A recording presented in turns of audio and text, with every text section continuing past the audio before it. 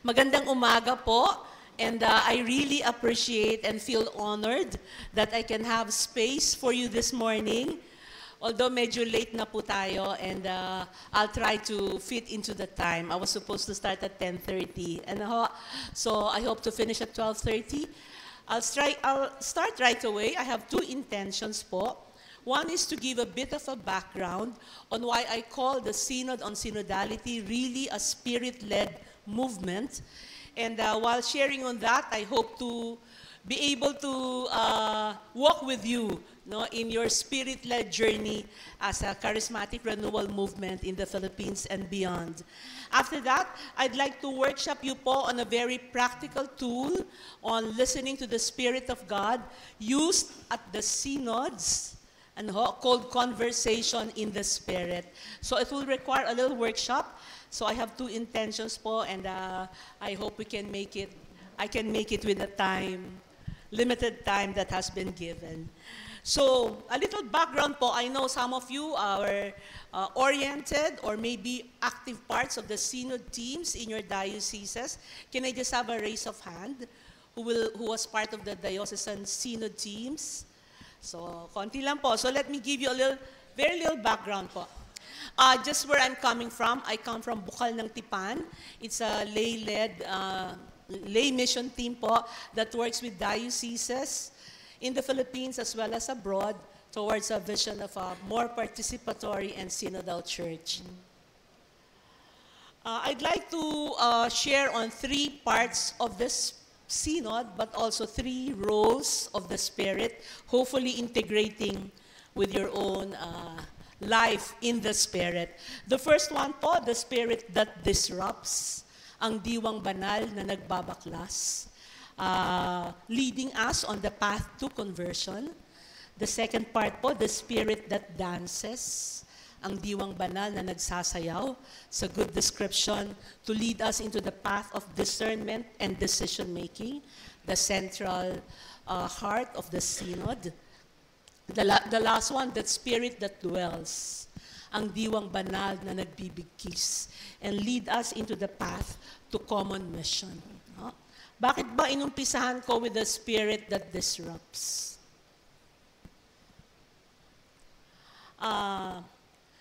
Just to let you know po, but I'm sure you know already, the Synod of Bishops po is an institution in the Church started right after Vatican II. So it's been more than 60 years. And for 60 years po, until 2013, that's how it looks. A group of bishops from all over the world are invited to discuss issues in the Church and issues in the society that impact on the Church. The bishops pray about them, discuss about them, and propose pastoral solutions, hopefully applicable to the universal church and to the local churches.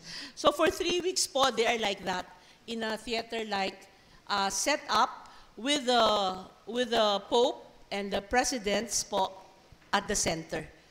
So hindi po sila nagpapalit ng seatmates, for 30 days. Ang ganyan laang, and all eyes on the center. And it's a 3 weeks of gathering po. So this is the 16th General Assembly po that just finished. So that means 15 General Assemblies po were like that. And Pope Francis came and disrupted the whole setup. So it became like that na po, circular arrangements. I'm sure you see po that it's not just a matter of seating arrangement. It's a very big change in the way we look at church, in the way we look at decision-making in the church, and in the way we look at leadership. So I'm a professional process observer po, and not just as a member of the synod, but also observing it as a process. And I know po that it has facilitated or deepened or nourished a different way of looking at church and a different way of looking at leadership. For the first time po, there were non-bishops in the Synod of Bishops. There were 70 of us, 10 from every continent, and the 10 po would include clergy, religious, lay people, men and women. So there were 70 non-bishops as voting members. So dati po, only the bishops can vote. And now po, that has been extended to the non-bishop. It's a very important change. Also, to have women there, no, to have lay people there. No? And from 3 weeks, it became 3 years of iterative, continuous, circular, cyclical conversations from the local churches below, parishes, BECs, dioceses, up to the national, up to the regional, up to the Vatican, and back. Ilang beses pong bumalik ang synodal reflection, synodal consultations, and synodal discernment and decision-making. So, from 3 weeks to 3 years. So, alam nyo na from an event, it has become a process. And that process po is a process of ownership of the whole synodal movement. Dati naman, synod comes and passes. Di naman natin alam what is happening, except a few who were involved in it. But now po, even if it were limited, the local churches po were involved in a cyclical process of consultation and decision-making. Until now. So that's a very big difference po sa simbahan in terms of how we look at leadership and decision-making. And I hope this will also be practiced or is being practiced in the charismatic renewal movement.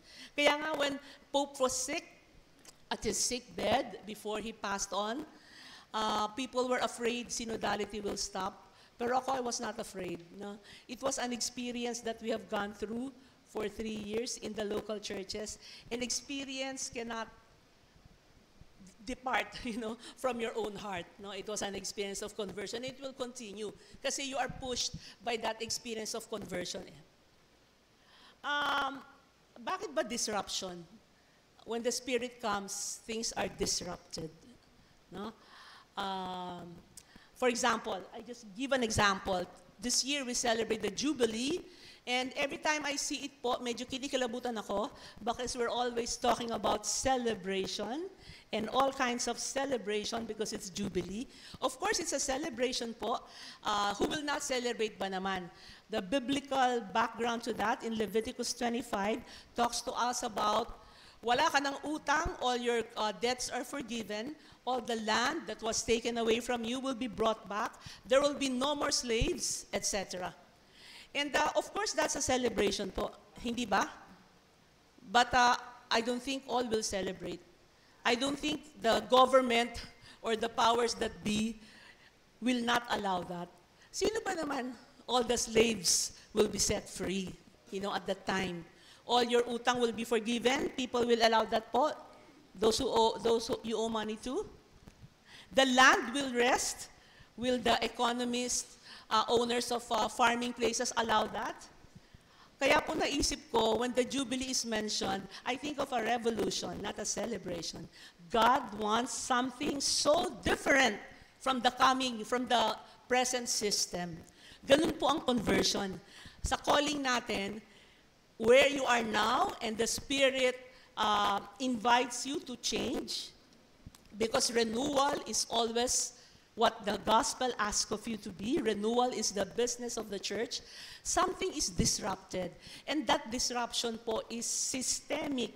It is a paradigm shift. It is a radical change. From one system to the next, isipin niyo naman yung system before Leviticus 25. And then God wants this. So much liberation and freedom. I don't think po it is easy, this radical shift. And when the Spirit comes into our lives, disrupts our comfort zones and calls us to conversion. Yun ang tingin ko po with the synodal process. Iba na po when you come face to face with one another, and not just looking at the center. Maraming nangyayari when you come face to face with one another. The small groups po are composed of very diverse backgrounds. So in a group of 10, 10 dyan ang bishops, at saka 2 hindi bishop. A lay, a religious, a priest, a woman. And then coming from different social, theological, political, cultural backgrounds. So very interesting po. And even from the start, I really doubted if the synod will succeed. with a setup like this and a lot of facing one another. How can we decide together? I remember po, parang I never prayed so hard than when I was at the synod. The first time po, I knew that I would be, that I was invited. A lot of my friends po called me up, a lot of my progressive friends called me up and told me, "Oy Stella, baka naman magsayang ka ng oras dyan, sa dinami-dami ng oras na spend niyo dyan, pera, panahon, energy. Baka walang magbago sa simbahan. We will be back to business as usual." And we are very frustrated if that will happen. Also, some of my, quote-unquote, conservative friends also called me up and told me, "Hoy Stella, baka naman may magbago sa simbahan. Pag may magbago sa simbahan, magkakagulo ang simbahan. Dapat the same pa rin after a synod like that." Actually po, I was not afraid of frustrating the progressives nor frustrating the conservatives. I was afraid of frustrating the Spirit of God. I knew po that God wanted change. And I want myself to be able to enter into the spirit of conversion. And I want all of us to enter into the spirit of conversion so that we really get to the path of renewal that the Spirit wanted for our church at this time. So, madalas po sabihin sa amin, without the Spirit, there will be no conversion. And without conversion, there will be no synodal church. So, very, very important the path to conversion. The whole chapter po of the final document talks about conversion. The first one is the conversion of the heart, part 1. Part 2, the conversion of relationships. The first fruits of the conversion of the heart, because church is a relationship. Part 3 is the conversion of processes, especially leadership, discernment, and decision-making processes. The fourth one is conversion of bonds, networks, collaborations, etc. First and foremost, our bonding to the place where we live. And then the fifth chapter po will be formation of missionary disciples. It's quite interesting kasi when we think of formation, we think of seminars or courses, pero dito, formation is the conversion. The conversion, the encounter that changes us and helps us become missionary disciples. Kaya pag titignan nyo yung topics ng buong synod document, parang dalawa lang, conversion and formation to mission. There are so many texts po that talk about this kind of conversion, but I chose this one. It talks po of spiritual and structural renewal. So it goes together. If the Spirit is asking us to change, baka may structures around us in our organization, in our government, in our neighborhoods that also have to follow the change that the Spirit is calling us to enter into. So magkasama po yung dalawa na yan. So the change is not just something, that happens in a spiritual way. It is something that is embodied in a structural way. So that we can journey together under the light of Christ. Isang malaking nagbago, lalo na sa synod, yung relationships po among us. I remembered po, we are so different there. For example, in a small group, somebody will say, that's not what happens in Russia. And it invites another person in the group to say, that's also not what happens in India. And I realize if we start with our differences, we will not get anywhere. And I remember po, in this particular discussion of this particular phrase in the final synod document, it says, the fruits of a spirituality of synodality is unity and the harmony of pluriformity. I remember exactly in my small group, there were 8 bishops, 2 lay women. Sabi ng mga bishops, we don't like that phrase. Unity, period. And this bishop from one country said, in my country, this is our country, there's a little river here and there's another country over there, but the people there in the country across the river, they are crazy. They have crazy ideas about the church, crazy ideas about liturgy, crazy ideas about women, crazy. Before he mentioned crazy for the 4th time, I raised my hand and told him, Bishop, maybe the people from the other side of the river also look at you as crazy. And of course po, from then on, he's angry na with me. Bakit kaya? Anyway po, every morning, the small groups that make discernment and decision-making change every 5 days. And we're supposed to discuss a particular issue, do conversation in the spirit, and come up with a final report. If we all agree on a particular statement, it gets straight into the final document. But if we don't agree, it will go into another level of discernment po. No. So very important that we all agree. And so with this statement, unity period, Stella and Judith was the other lady. Please join us so that we can finish this. Said no. Okay, you go to the divergent voice. That's beautiful thing about the synod po. The divergent voice is also a voice. And it gets recorded and it gets into another discernment process. But just to let you know that it's not an easy statement. It went through a lot of discernment po. Unity and the harmony of pluriformity. And it's good to see po in the charismatic renewal movement how is pluriformity happening, and especially the harmony within it. At this point po, you would realize that the very first movement of the synod in terms of a call to conversion is to get away from rigidity. No? Kaya nga siguro, the seating structures have changed. And in terms of relationships, several levels of relationship we are being called to enter into and be renewed. And there's a very special, very contested statement again, relating with all, but those who feel, especially with those who feel excluded because of their marital situations, separated, single, etc., identity or sexuality. You must know, if you follow the synod, that the whole LGBTQ issue has been very hot. So this one is a document from the synod, and it calls on us to really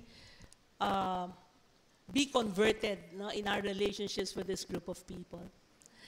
Let me move to the spirit that dances, ang diwang banal na nagsasayaw, to describe the path of discernment and decision-making. So, ito po yung pinakagitna ng synod, how do we discern and decisions, propose them to the Pope for a final a document on the new pathways or directions in the church. It's an interesting word po for the Trinitarian relationship.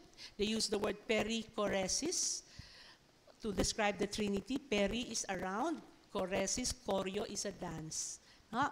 So parang they are dancing around each other.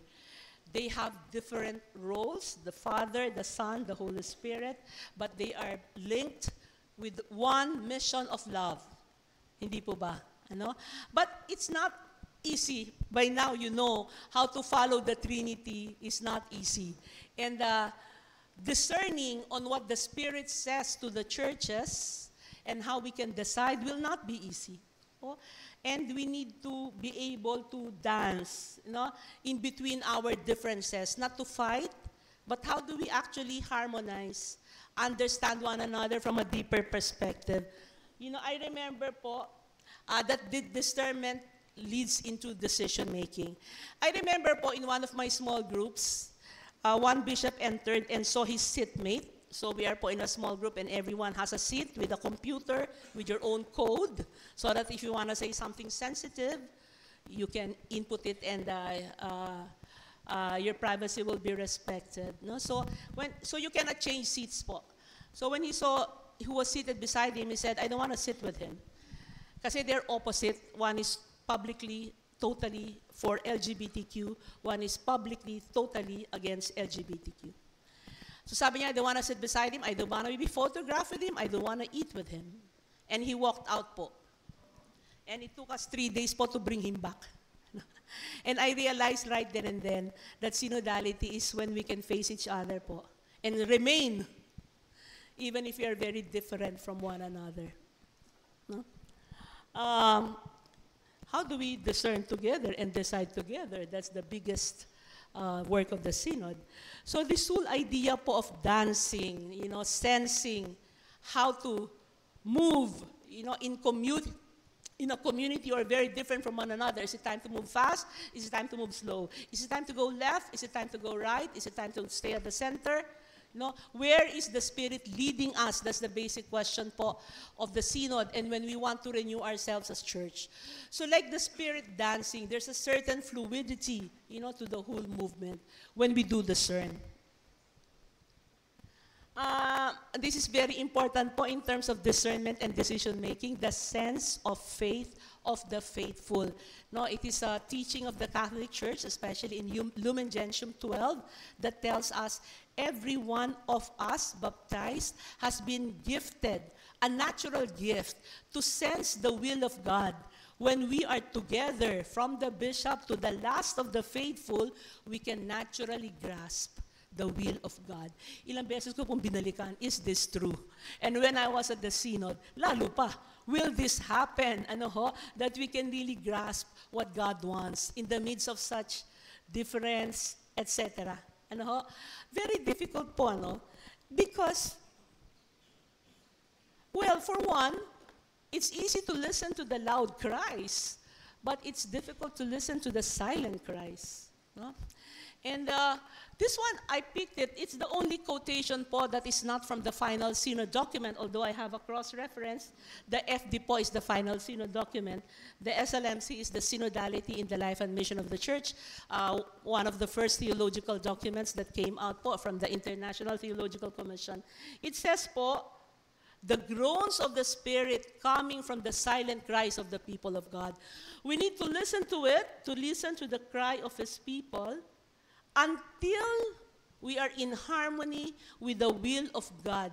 Gaano kaya katagal tong until we are in harmony? How do we bring it out? How do we discern? Kayo po, spiritual directors, how do you actually, grasp together what is the will of God and to move forward together? Yun ang synodality. I remembered po the sense of faith of the faithful. Kasi niisip ko ang description dyan, the living voice of the people of God. And sometimes we think only the leaders, only the teachers, only the theologians, only the spiritual directors, would have a grasp of the will of God. Pero ito, everyone, all the baptized, together, we can grasp naturally what God wants. I remember po, punta ako sa palengke, I had to buy something. There was a lady po, obviously very poor, who was selling me 2 bags of kamoting kahoy. And she said, 15 for 1, 30 for the 2.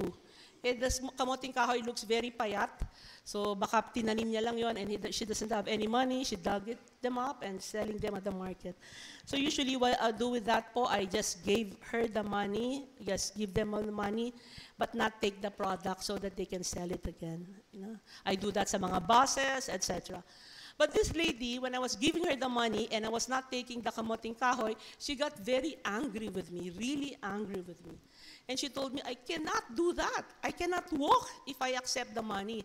And for a time, I couldn't understand her. We were facing each other in the market. And what is she trying to say? She said her legs will get inflamed and she will not be able to walk. Talking with her, she said, yun daw ang tinuro ng mga magulang nila. They will not accept the money, to beg. Sabi niya sa akin, I'm not begging. And I realized right there and then that she was asking me to respect, the dignity of her work. And napaya ako sa sarili ko. And I realized, why can I not corrupt her? Di meron ka ng 30 pesos, tapos ibibenta mo ulit. And there were so many corrupt people around us who studied in Catholic schools. And siya, in her own background, ba't kaya ganun anong kultura meron siya? Why can she not accept this money? And I saw God talking to me, to respect everyone and to respect the wisdom, of everyone, the sense of faith, of the faithful, especially of the poor. This is really a very interesting, very difficult task of the synod, difficult to follow. The involvement of all in decision-making. How do we do that? In a big diocese, designing for a pastoral program. In a diocese, making a stand on the different socio-political issues happening around us. Example, politics. The involvement of all in discernment and decision-making, especially the poor, the youth, and the women. difficult. Ano po? We have this beautiful phrase we carry with us all throughout the synod, coming from our church fathers: nothing without the bishop, nothing without the council of priests, nothing without the consent of people. Paano gagawin niya ang discernment and decision-making na ganyan? Ano ho? And not only did we manage, after 2 years of meeting, 2023 and 2024 at the Vatican sessions, and 3 years of discernment and consultation and decision-making at the local level, back and up, we managed a final document. But Pope Francis decided not to come up with a pastoral exhortation. He said, that's it. He's not going to add his own wisdom into that out of respect for synodality. When he announced that po on the last night, when he said, I'm putting my stamp on this, I'm no longer coming up with a pastoral exhortation, this is it, the reflection and decision of the people of God. That was again a disruption from that tradition. No? And that night, immediately, the Italian version was released. No? And the English version, alam na namin, but it had to go through a lot of editing pa po. But he said, somebody described his leadership as minimum authority, maximum impact. And the impact was in the experience of conversion, discernment, decision-making that we had at the synod and beyond. The spirit that dwells, ang diwang banal na nagbibigkis, the path to communion, communion and mission. We have just started po the 4-year implementation process. So ang haba po ng synod, dati pagkatapos ng synod, may isa pang synod, tapos may isa pang synod. Ngayon po, after the synod, ang synodality, na for the first time, naging 2 beses, nagkaroon po ng 4-year implementation. And the one po on the side is already the logo of the National Synodal Implementation Framework in the Philippines. Na nangyari po ng CBCP Assembly, we have designed a national process of implementation po with a 100% attendance ng dioceses. It's interesting po that the Spirit dwells in the implementation, for mission. Dati noon, when we talk about inculturation, ibig sabihin po, the Word of God dialogues with the culture around us. Akala ko, inculturation is a theological concept. I realized that inculturation is for mission. We want to be rooted in our own cultures and contexts so that we can be more relevant in responding, to the call of the signs of the times. Very important dito, the concept of the dangerous memory of Jesus. If you follow this theological tract, it tells us that the memory of Jesus is dangerous because he chose to stand with the poor, the oppressed, and the victims. And that is already an option, not just an option, but a very central to the call of synodality. I'll get back to that later. This one po, the call to mission, is also a call to collaborate, with the wider society. Walking with humanity is one of the banners of the synod, and it tells us that we walk with people towards the common good. Walking with the government, walking with the local, the non-governmental organizations, the people's organizations, etc.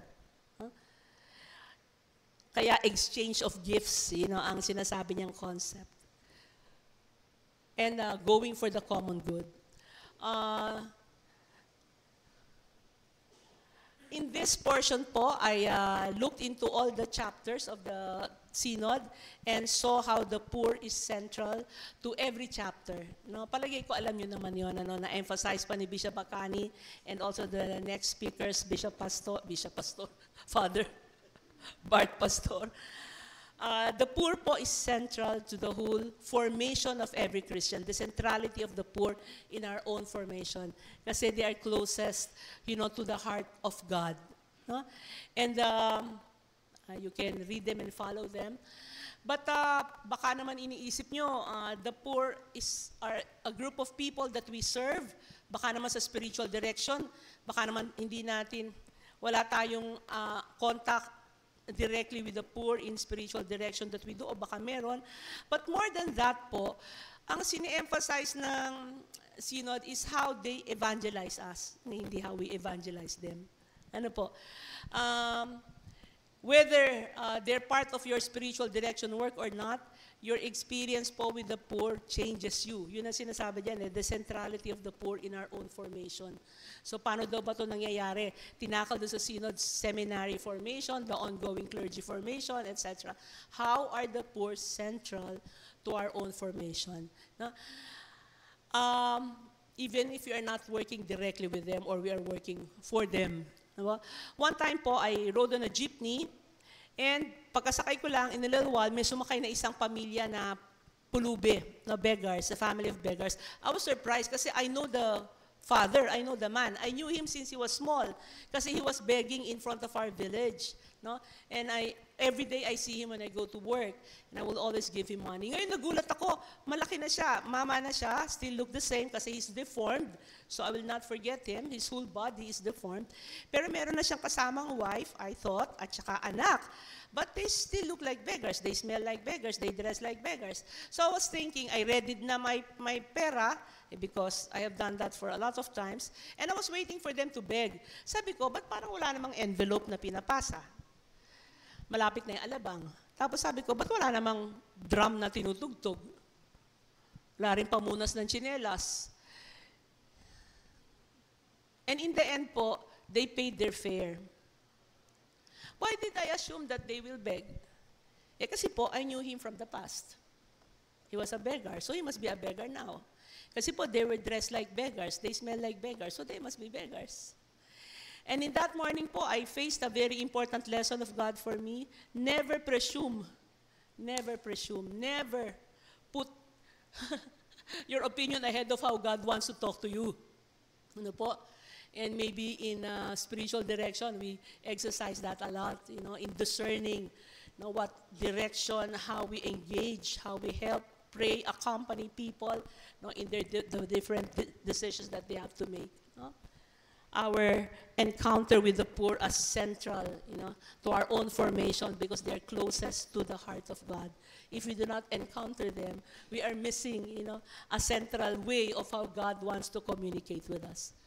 And of course po, the mission of the church, what we are called to evangelize, the whole communities into, and incarnate in history is our commitment to justice and peace, care for our common home, interreligious dialogue, economic justice, ecological justice, etc. Very interesting po at the Synod. I remember exactly the moment when we were suddenly realized we were talking about church, leadership, priests, sexual abuse, etc., etc., power, transparency, accountability, and then somebody said, why are we spending a lot of time talking about this? There is a war outside. The Synod is happening in the midst of a lot of wars, Ukraine and Russia, tao dito sa Asia, Myanmar, other civil wars happening, very violent wars sa Gaza. And suddenly nag-shift yung buong Synod document. Each were following po the theology of the Synod. Before, it said communion, participation, mission. After the first series po, the first Synod Assembly in 2023, it became communion, mission, participation. Mission at the heart of what we do, in communion and participation. And nag-change na yung katawagan. It's a synodal missionary church or as a missionary synodal church. Mission at the heart of what we do. And let me just end this portion po with a little reflection, a little poetry on how the Synod has worked po in the life of the church. At this point po, let me just share the 5 elements of a synodal church in the Philippines, as decided on by the National Assembly. 1, it will be a church that listens, discerns, and accompanies. It's interesting po, Pinoy talaga, kasi accompaniment naman was not put into the listening and discernment movement doon sa Synod. Second, a church that moves for formation for conversion and mission. Ang ganda rin po ng pairing between conversion and mission. Ano ho? In the National Synodal Implementation Framework. The third one, an accountable and collaborative church governance and leadership. The fourth one, an inclusive church, BECs, grassroots, and social sectors. The Synod po, on the final document, talk about basic ecclesial communities as an authentic way of becoming a synodal church. No? Yun namang BEC movement in the Philippines is moving into how to reroot itself, integrate, and serve the wider human community, no? Hindi lang church community, and how to become ecological communities. And the last part po of the fifth element of a synodal church in the Philippines will be partnership and outreach, no? How we work with civil society, etc. So let me just end po with a prayerful reflection on this first part. The Spirit song in a synodal church. The Spirit that disrupts, breaks the walls we build, unsettles the comfort of stone hearts, shakes the dust of indifference, and names the chains that bind the poor. Fire on the threshing floor, the Spirit will not let us sleep while injustice cries in the night. The Spirit that dances circles us into communion, feet moving to rhythms of grace, guiding our listening, weaving voices into a single hymn. In the laughter of children, in the wisdom of the poor, the Spirit whispers, "This is what I'm saying to the churches." The Spirit that dwells, abides in the in-between spaces, breathing life in every gift shared, teaching us that no one is completely alone. In the meeting of many paths, the Spirit prepares a common table, where differences do not divide, but nourish the one body for the good of all. Thus is born the Synodal Church, disrupted into conversion, dancing into discernment, dwelling into communion towards mission, a pilgrim people, walking together, carrying the Spirit's song, until every step becomes the rhythm of God's own love.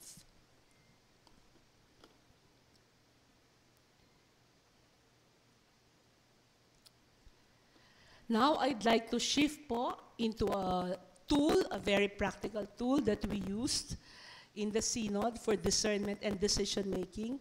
We will practice this tool right now. Before we do that po, just a bit of explanation lang po. The conversation in the Spirit helps us practice what it means to be a listening church, especially listening to God. But the Synod made it very important that we listen to others who are not like us. Ano ho? Madalas kasi we only listen to one another, no? People in the church, among bishops, among seminarians, among charismatics, no?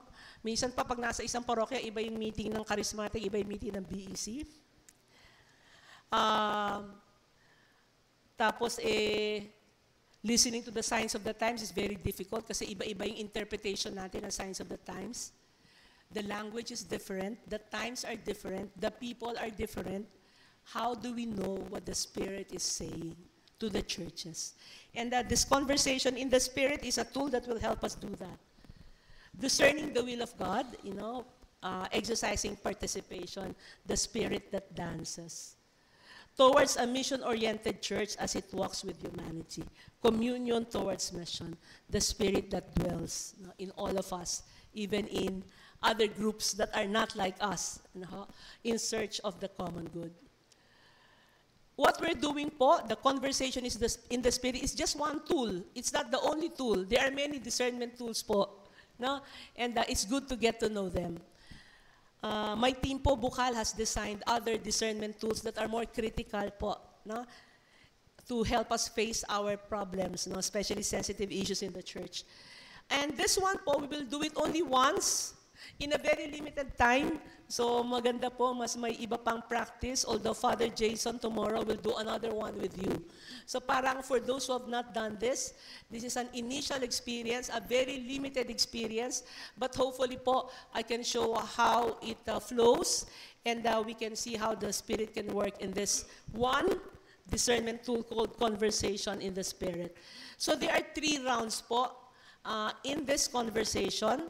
The first step is everyone shares their opinion or stand on a particular question that we are facing. After everyone has shared po, limited, parang sa synod, tig to 2 minutes lang bawat isa. After that po, there's a time of silence to listen to the Spirit. Then the second round. The second round po, you will not continue what you were not able to say in the first round po. Ang second round, what struck you with what the other has said.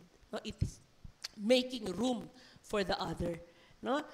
After, parang nagmo-move ka na from you to the whole group. No? What struck you with what the other has said. After that, limited time ulit, 2 minutes, and then silence to listen to the Spirit of God. The third round po, building together. From round 1 and 2, ano yung ating consensus. No? Ang sharing question lang po natin ay will be very simple. How can we become more synodal spiritual directors? I think po you have read another question do sa inyong program, and you can also think of that, but I simply like to focus on how can you become more synodal, no? Spiritual directors. Synodality po is not just a term, it will be the way we work and the way we live po, and this tool po is a way of helping us live synodality.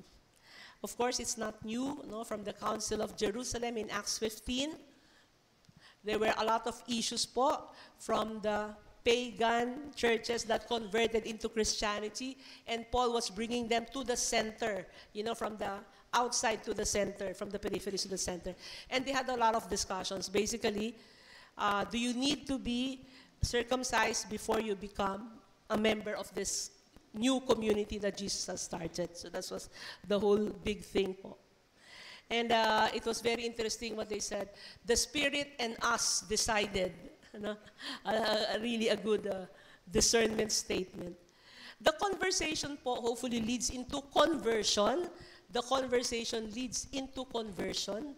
Hindi lang siya usap-usap, but the Spirit po guiding our conversation will lead us to conversion. And it is more than dialogue, but it weaves together our feelings, our experiences, our questions, and allowing the Spirit to sift through them, and together po we can make a discernment or a decision. The Spirit po will be the protagonist always, and it is designed po in a way that we can listen to one another and to the stirring of the Spirit among us. There will be a lot of silence po in between, even though this is just a practice, no? And we are not tackling a sensitive statement. We are simply asking how could we synodal spiritual directors become more synodal? This is used po in other difficult situations. In the parish council, we have used it po in one parish. A Muslim community was starting, in their own place, and what are they going to do about it? Kasi pag dumating yung isang Muslim family, another family, and then they'll build a mosque. So this parish council wanted to know what can they do. And it's good po, to do the conversation in the Spirit, not just once, no? It's a process po of discerning. So, simple lang ang gagawin natin. Respect the divine presence in each one. Each one po is given a chance to talk equally. No? And we respect that kasi the Spirit also talks, to all of us. I like this part. So from round 1 to round 3, we move from I to we. No? From the self-referential I to the ecclesial we. And hopefully po, what we present will be the Spirit of God, the will of God embodied in our consensus and in our decision making. Sorry po. We are ready to start po.